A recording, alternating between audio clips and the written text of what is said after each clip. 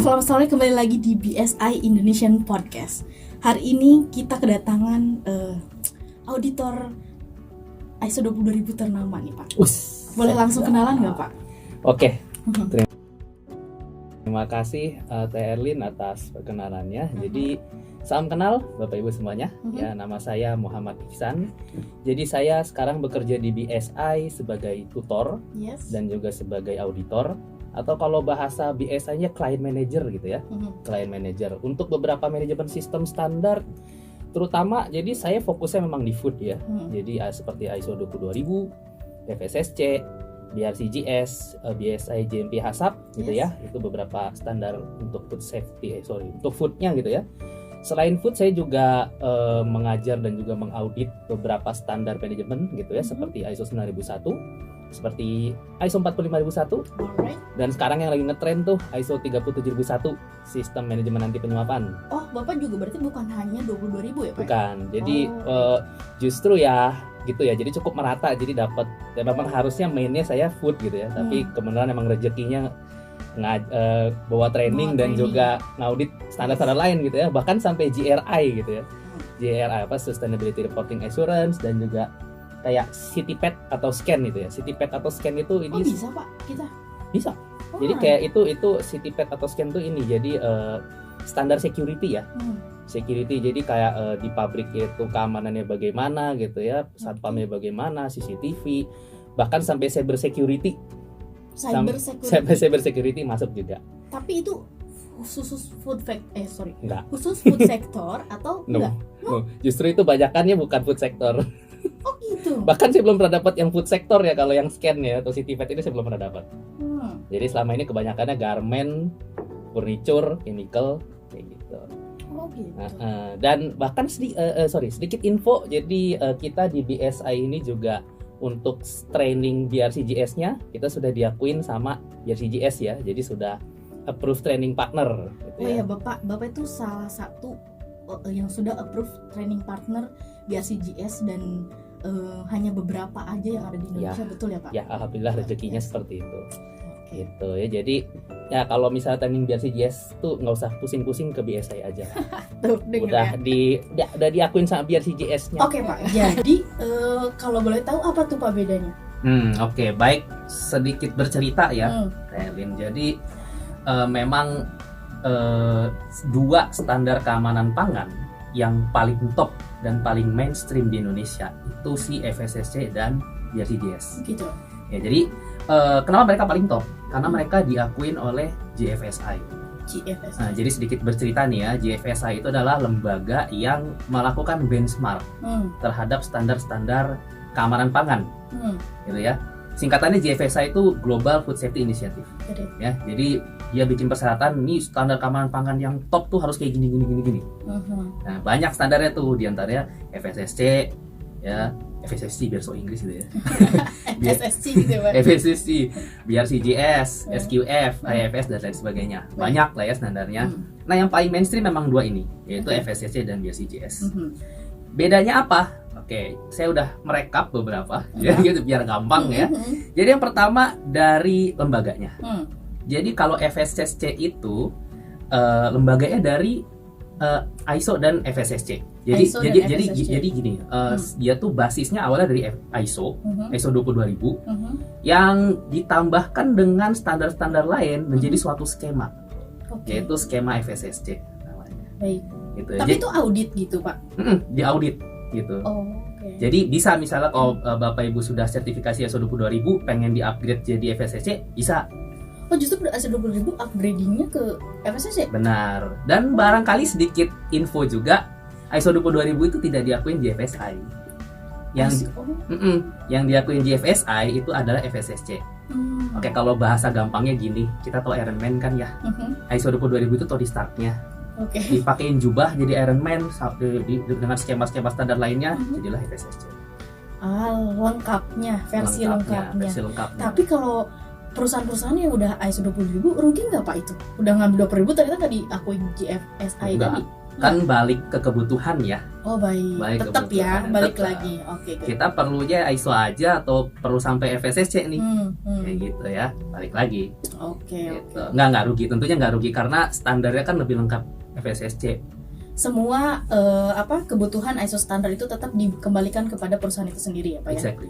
So jadi kayak misalnya tergantung kebutuhan Bapak dan Ibu, jika memang pengen yang versi lengkap bisa FSSC, atau misalnya yang mau hanya mencangkup ISO 22000 saja, ISO 22000 saja. Betul. Oke, sekarang yang BRCGS. nih Oke, apa? nah ini perlu saya informasikan BRCGS. Jadi dulunya BRCGS itu namanya British Retail Consortium. British Retail Consortium. Berarti kalau ada namanya British ada hubungannya ke Britishnya dengan British, dengan negara perusahaan kita berasal ya. Dari UK gitu. Iya, ada bendera. Nah, dulunya namanya BRC ya, British Retail Consortium. Nah, sekarang itu namanya berubah, Bapak Ibu. Ya, jadi berubah namanya jadi Brand Reputation through Compliance Global Standard. Singkatannya BRCGS. tetap. Jadi hanya kepanjangannya justru yang berubah. Ya. Berubahnya di mana, Pak? Tadi kan British Retail Consortium. Retail. Sekarang jadi Brand Reputation through Compliance. Oke. Karena supaya lebih global gitu ya. Kesannya kalau British, standar British doang nih. Dia bikin yang lebih global lah gitu. Dan sekedar info, kemarin beberapa ya ada beberapa webinar, beberapa dari lembaga-lembaga lain gitu ya. BRCGS, Retail Consortium sudah tidak sebenarnya. Namanya udah berubah. Oh gitu. Udah berubah namanya. Itu saya pengen kasih tahu, cuma nggak enak lah. Iya. Gak apa-apa, Pak. Nggak apa-apa lah ya. Oh gitu ya. Ya, namanya gitu berubah, jadi sekarang lebih global gitu ya. Jadi Pak, sorry maaf motong Pak. Enggak. Tapi kalau misalnya kayak gitu, berarti sekarang kemanapun, yang maksudnya ke kan British tadi itu adalah yang saya kira produk yang akan dibawa ke British gitu. Nah, kalau sekarang berarti ke negara kemana aja gitu? Kalau nggak ada Britishnya? Bisa. Artinya tapi memang negara itu sudah harus implementasi BRCGS. Yes. Bahkan beberapa saya melihat beberapa produsen produk perikanan itu mereka ngototnya pakai BRCGS. Standar lain dia nggak mau, meskipun sama-sama GFSI. Tapi gimana kalau kan dulu tuh kalau nggak salah saya pernah dengar ada FSSA. FSA. Itu kan yang ke Amerika. Yes, FSMA FSMA. FISMA. Yes. Nah, itu gimana? Apakah dia sama? Beda. Jadi FISMA itu adalah persyaratan dari Amerika ya, FDA. Emang itu berarti yang mau ke Amerika khusus ya? Nah, kerennya BRCGS ini, dia itu bisa dikonjunctionkan auditnya bareng-bareng dengan FISMA. Dikonjunctionkan. Jadi kalau BRCGS itu punya yang namanya additional module. Additional module-nya macam-macam banyak. Yes. Ada tentang meat ya, tentang gluten free dan lain sebagainya. Nah, termasuk salah satunya FISMA. Jadi bisa digabungkan auditnya BRCGS dengan FISMA sekaligus, sehingga si PT-nya ini, organisasinya ini nggak usah di audit 2 kali gitu ya. Dia langsung sekaligus audit FISMA-nya juga. Oh gitu. Yes. Berarti sebenarnya itu bisa juga kita edukasi, maksudnya klien. Benar. Beberapa ya mendingan ya udah BRCGS tuh udah kayak. Tapi Ya, berarti kalau kayak gini Pak, tadi kan FSSC Bapak bilang itu adalah paket lengkap gitu ya. Sedangkan BRCGS itu plusnya ya, yang mau ke luar gitu. Atau emang beda yang diceritakan dalamnya? Jadi sekarang kita ngomongin skemanya ya. Yang tadi pertama lembaganya kalau si FSSC itu awalnya dari ISO dulu ya. Terus habis itu dari board, ada yang namanya Board of Stakeholder yang bergabung gitu. Jadi itu kumpulan expert dari industri, termasuk salah satu dari BSI juga ada terlibat di dalam Board of Stakeholder itu, yang membuat additional requirement. Ya, yang sehingga seru bener, sehingga untuk melengkapi si ISO ini biar jadi FSSC.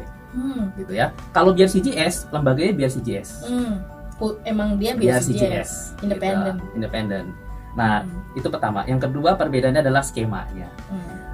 FSSC itu merupakan gabungan dari ISO 20000, ISO TS. Jadi ISO TS ini kayak spesifikasi yang gamblangnya gitu ya, terkait GMP-nya, terkait praktek dasarnya, gitu ya. plus ditambahkan dengan additional requirement seperti food defense, food fraud, terus tentang quality juga ada di sana, tentang program supplier dan lain sebagainya. Jadi makin lengkap lagi sehingga dia bisa diakuin sama GFSI. Gitu. Jadi barangkali Bapak Ibu bertanya ISO TS itu apa? ISO TS itu adalah ininya ya. Jadi gini, ISO 22000 itu kalau ngomongin praktek dasarnya, GMP-nya dia nggak spesifik. ISO 22000. Jadi dia malu-malu gitu ya. PRP kita harus menetapkan pengendalian terhadap test control, layout bangunan, establishment dan lain sebagainya. Spesifiknya seperti apa? Itu kurang clear. Nggak detail. Makanya ISO 22000 ini belum diakuin di FSI. Dengan ISO TS dia menjadi lengkap. Lantai itu harus kayak gimana, gedung itu harus kayak gimana. Bahkan sampai kalau yang terkait catering ya, itu ada towing itu harus bagaimana, freezing itu suhunya berapa. Diatur, Pak. Diatur. Oke. Gitu. Ya jadi menariknya lagi ISO TS ini bisa beda sektor beda ininya ISO TS-nya. Beda sektor beda. Jadi ada ISO TS 22002 strip 1. Strip 1 itu untuk manufaktur. Strip 2 itu untuk catering. Wah, berarti tuh ngisi formnya kasarnya klien juga emang harus selengkap itu ya? Iya, jadi kalau misalnya kita industri catering ya pakainya yang 2, bukan pakai yang ke 1 gitu ya. Itu. Yang ketiga itu terkait farming, ya peternakan, pertanian kayak gitu ya. Yang keempat packaging. Ya, jadi kalau misalnya industri packaging pakainya yang 4. Yang 5 itu terkait storage, terkait jasa-jasa distribusi gitu ya. Kayak cold storage tuh, kayak kalau misalnya pernah lihat truk yang ada pendinginnya, nah pakainya itu. Yang strip 5. Yang strip 6 itu untuk pet food. Pet food. Oh, itu juga pakan. ini, Pak. Itu juga ada kayak luar biasa ya? Iya benar, seperti itu. Menarik ya? Menarik. Oke. Itu berarti tadi adalah introduction sedikit. Itu sudah selesai atau masih ada, Pak? Oh, masih banyak. Nah, kalau oke. Nah, jadi itu ya, kalau skemanya FSSC seperti itu. Kalau biar CGS satu standar itu udah paket lengkap. Biar CGS sudah paket lengkap. Udah paket lengkap. Jadi udah ada aturan lembaga yang pengen diauditnya. Terus ada aturan lembaga yang mengauditnya. Aturan auditor itu seperti apa dan lain sebagainya lengkap. Jadi itu dalam satu standar. Oke. Gitu ya. Terus bedanya lagi kalau punten ya. Oke, Pak. Take your time, Pak. Jelaskan semuanya, Pak, biar pada mengerti nih. Yang mau belajar. Selanjutnya terkait ininya ya, bahasanya. Ya, seperti yang disampaikan tadi kalau FSSC itu masih sebenarnya sudah cukup spesifik, tapi masih ada yang malu-malu gitu ya. Oke. Jadi nggak gamblang-gamblang banget gitu ya. Kalau biar CGS tuh gamblang banget. Saya kasih contoh. Yang lengkap tadi kan. Yes. Saya kasih contoh misalnya internal audit. Kalau di FSSC, di ISO 22000 atau FSSC, kita harus menetapkan interval internal audit. Pengen berapa kali sekali gitu kan ya, yang ngatur organisasi sendiri. Kecuali kalau misalnya Bapak Ibu sertifikasi, nah seenggaknya setahun sekali lah ya. Kalau biar CGS diatur spesifik. Jadi dalam 1 tahun dia harus punya 4 jadwal audit yang berbeda, yang tersebar kayak gitu ya. Jadi spesifik banget gitu ya. Istilahnya kalau misalnya TLN pengen minum apa gitu, kalau FSCC yang manis, yang dingin gitu ya. Kalau biar CGS, saya pengen es teh manis gitu. Gitu ya. Gitu. Jadi bener-bener gamblang gitu ya. Ngerti. Jadi kayak misalnya nih contoh kan, misalnya food itu kan luas ya. Misalnya ada yang buat untuk can makanan, benar. ada yang buat khusus misalnya memang dia membuat kecap misalnya kan ya Pak, benar. Atau membuat apa kan itu spesifik. Berarti ini tuh kayak udah tahu kalau misalnya berarti kalau FSSC tuh udah tahu saya membuat kecap tok gitu kan. Sedangkan kayak misalnya ada satu misalnya produk yang bisa buat turunannya misalnya dari si kedelai misalnya, itu bisa jadi A, B, C, berarti itu tidak misalnya mungkin atau bisa mengambil FSSC tapi cuman akan tidak spesifik ya, itu nggak sih Pak? Jadi spesifik lagi sebenarnya. Jadi gini, jadi nanti di FSSC dan dia biar CGS itu ada pembagiannya lagi. Jenis produknya apa? Ada banyak, ada A, B, C, D dan ada kategorinya lagi nih. nanti yang catering yang langsung dimakan tuh masuknya kategori mana, yang catering yang harus in flight gitu yang dibukuin dulu masuknya kemana, makanan mentah masuknya kemana, itu udah spesifiknya lagi. Oke, jadi kalau misalnya bisa ditangkum sedikit terkait introduction-nya nih ya, apa itu BRCGS dan FSSC? Intinya adalah berarti BRCGS adalah version lengkap untuk assessment atau apapun buat food, sedangkan FSSC itu lebih spesifik gitu ya Pak? Lebih spesifik BRCGS sebenarnya. Oke. Lebih gamblang dia, karena dia ya jadi gini, kalau FSSC itu kan gabungan dari banyak standar ya, standarnya banyak gitu, nggak cuma satu. BRCGS itu satu standar udah semuanya udah lengkap dan bahasanya gamblang. Itu internal audit tuh harus gini. Terus kalau proses towing tuh harus gini dan lain sebagainya gitu ya. Jadi lebih nggak malu-malu lah ya gitu. Si BRCGS ini. Contoh lain, manajemen review, oke? ISO dan FSSC dia mau manajemen review, kita harus melaksanakan manajemen review gitu ya. Metodenya gimana bebas, pengen rapat oke, pengen WhatsApp-WhatsAppan oke, pengen email-emailan, yes. BRCGS ngomongnya rapat, jadi Anda harus rapat, gitu. Rapat tinjau manajemen. Rapat, oke. Rapat manajemen review. Harus ketemu. Kudu rapat. Gitu ya, spesifik ya, gitu. Jadi nggak malu-malu. Gitu. Terus bedanya lagi objektifnya ya. Jadi kalau FSSC ini objektifnya yang utamanya food safety gitu ya. Tapi kita bisa optional juga ditambahkan quality. Nah, jadi di additional requirement tuh bisa ditambahkan food safety and quality. Gitu ya. Tapi optional. Kalau BRCGS satu standar gitu ya, dia sudah goalnya ada 3. Jadi food safety, quality, dan authenticity. Jadi terkait kayak halal, kosher, klaim non GMO gitu ya, dan lain sebagainya harus kita patuhin. Oke, sebentar. Tapi kan halal tuh biasanya tidak bisa mengeluarkan kan? Bukan, tapi kita ngecek mereka benar nggak sih valid sertifikat halalnya. Jadi sebelum gitu. BRC itu kita maksudnya persyaratannya juga mereka juga harus sudah itu dulu ya Pak? Kalau mereka menyatakan produknya halal. Kalau emang mereka tidak menghasilkan produk halal nggak masalah. Misalnya kita menghasilkan produk yang halal, ya kita harus ngecek halalnya gitu. Kalau ngaudit FSSC, saya barangkali bukan menjadi target utama saya untuk mengecek si halal dan kosher dan klaim-klaiman kayak gitu ya. Luar biasa. Gitu. Okay. Terus selanjutnya pun masih ada lagi. Dua lagi. Baik. Yang selanjutnya resultnya ya. Jadi kalau FSSC resultnya itu NC-nya berapa gitu ya, rekomendasi gitu ya. Jadi tidak spesifik nilainya, tidak spesifik gitu ya.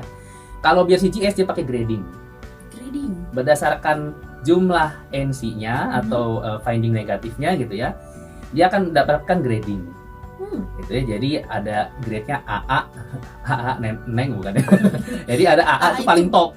Pokoknya nggak ada minor, nggak ada major, bukan gitu ya? Dia ada persyaratannya. Jadi berapa findingnya sampai berapa gitu ya, minor gitu ya, itu nilainya AA. Berapa minor, berapa major nanti apa kayak gitu ya. Berarti sorry Pak motong nih ya. Berarti perusahaan yang udah BRCGS itu udah top aja gitu ya Pak? Menurut saya yes. Iya, karena kan kita listnya aja udah luar biasa dan maksudnya mungkin klien juga yang mengerti gitu atau misalnya ya tahu lah udah BRCGS itu udah mana. Dan kalau saya sebagai buyernya, saya bisa itu berguna untuk saya untuk memilih supplier saya. Ini AA, ini A, ini B. Itu akan membantu. Bahkan sebenarnya ada lagi, kalau misalnya kita memilih option audit yang unannounced, itu pakai plus. Jadi AA plus, B plus gitu ya. Itu kalau unannounced, kita pengen opsinya unannounced. Tapi meskipun yang kita pilihnya announced, di dalam 3 tahun tetap wajib ada audit unannounced juga. Itu sama kayak FSSC. FSSC juga minta ada satu audit unannounced. Unannounced itu apa Pak? Coba dijelaskan. Unannounced itu jadi pas lagi kita ngaudit gitu ya, kita nggak info ke klien ya, tapi kita ada window-nya ya. Kira-kira dari kapan sampai kapan ya gitu ya. Dan kita bisa menentukan bukan. Jadi ada sisi kliennya atau organisasinya bisa menentukan tanggal yang nggak bisa diaudit. Jadi blackout dates, apa istilahnya saya lupa. Jadi pokoknya yang tidak bisa diaudit lah. Jadi tanggal yang diaudit yang tidak bisa diaudit kayak gitu ya. Gitu. Jadi kayak misalnya hari ulang tahun bosnya. bisa gitu ya. Hari raya kayak gitu ya. Ya kita bisa menentukan gitu tanggal-tanggalnya yang kita tidak bisa diaudit. Gitu. Oke. Menarik. Masih ada, Pak? Ada satu lagi. Oke, boleh Pak dipercepat. Blackout dates ya. Blackout dates benar ya. Blackout dates takut salah gitu kan. Saya mah harus valid gitu. Iyalah, Pak. Nah, satu lagi terkait masa berlaku. Jadi kalau FSSC itu masa berlakunya 3 tahun. 3 tahun. Sertifikat. Sedangkan kalau BRCGS itu bisa 12 bulan, bisa 6 bulan tergantung dari gradingnya. Oke. Gitu. Ya ini makanya masing-masing ada plus minusnya kan. Oke, berarti BRCGS itu lengkap tapi hanya 1 tahun gitu ya. Sedangkan FSSC ini 3 tahun, seperti kita ISO biasa ya. Jadi kalau grade-nya kita kurang bagus ya bisa cuma 6 bulan doang. Gitu. Oke, jadi tergantung pilihan Bapak dan Ibu perusahaannya. Mangga, silahkan dipilih. Cuman saya yakin Bapak Ibu bertanya-tanya, biayanya, budgetnya lebih gede yang mana? Boleh tanyakan ke sales biasa. Itu Pak. Ya, oke. Tapi pasti kualitasnya juga luar biasa ya. Pasti kalau udah FSSC, udah BRCGS tuh udah mantap lah pokoknya gitu ya. Ya, yang punya perusahaan yang belum di sertifikasi mungkin boleh dibanding-bandingkan. Iya, dipertimbangkan. Pilih-pilih gitu ya. Baik, oke. Kita masuk ke pertanyaan kedua, Pak. Mangga.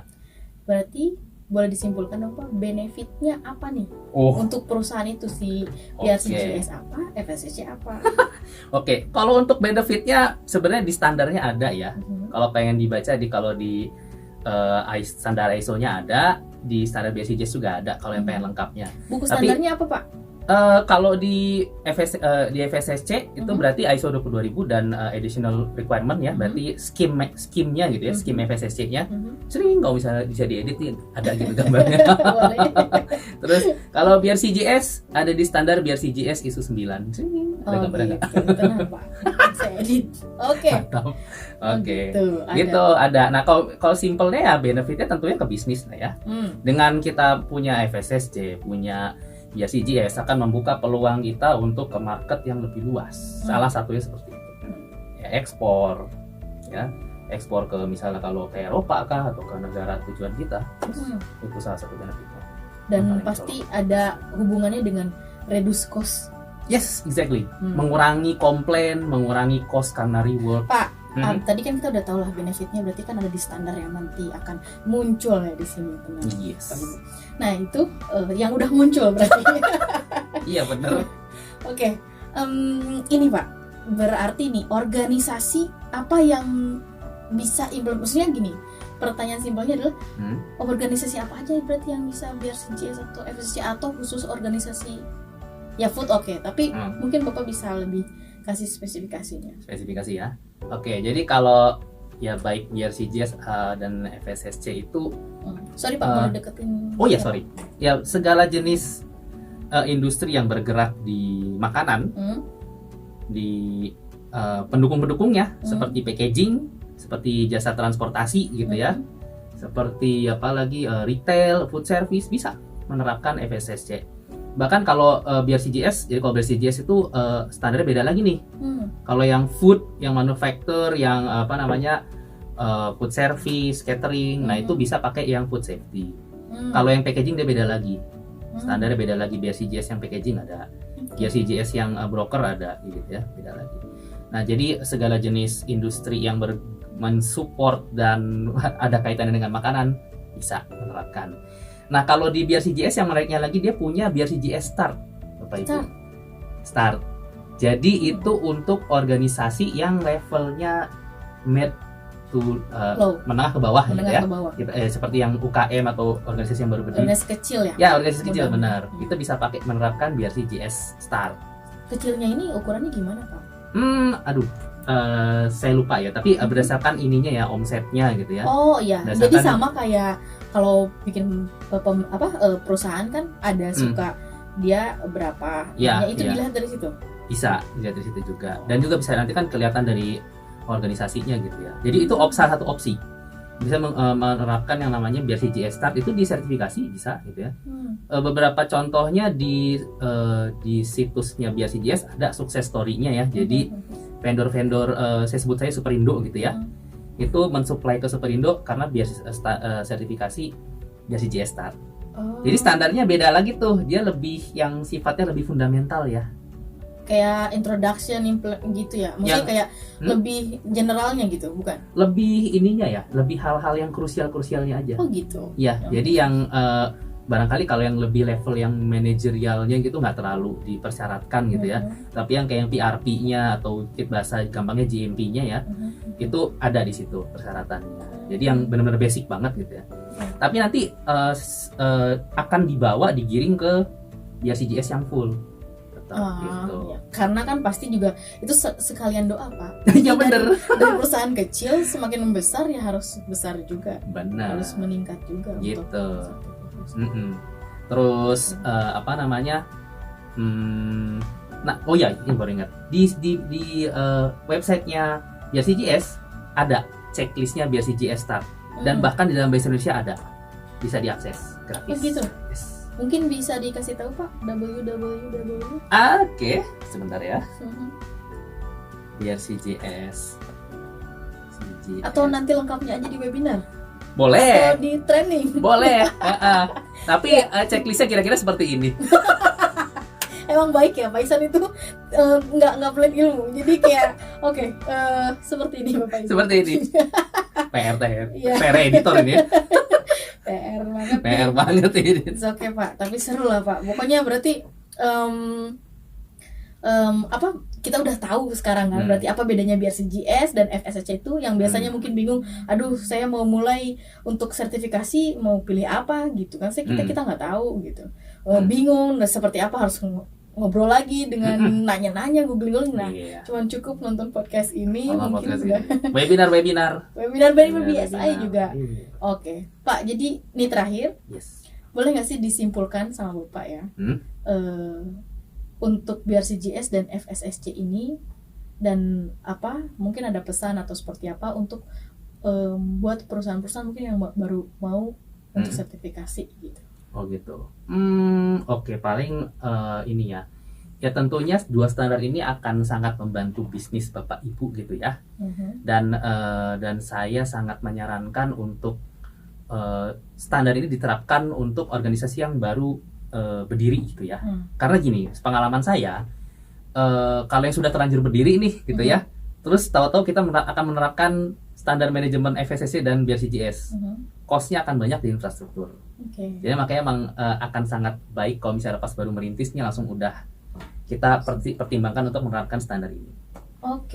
Gitu. Ya jadi jangan ragu-ragu, jangan malu-malu karena benefitnya banyak. Tuh, denger ya. Luar biasa. Thank you banget Pak Ihsan, menarik banget hari ini. Pokoknya semoga apa yang disampaikan bisa berguna dan bisa ada manfaatnya untuk para listener nih ya. Oke, terima kasih banyak. Dan buat para listener, semoga bermanfaat ya. Tadi kita udah bahas. Jangan lupa. Oke. Jangan lupa like, subscribe, and comment. And bye-bye. Bye-bye. Thank you, Pak Ihsan. Thank you, Erlin. Thank you.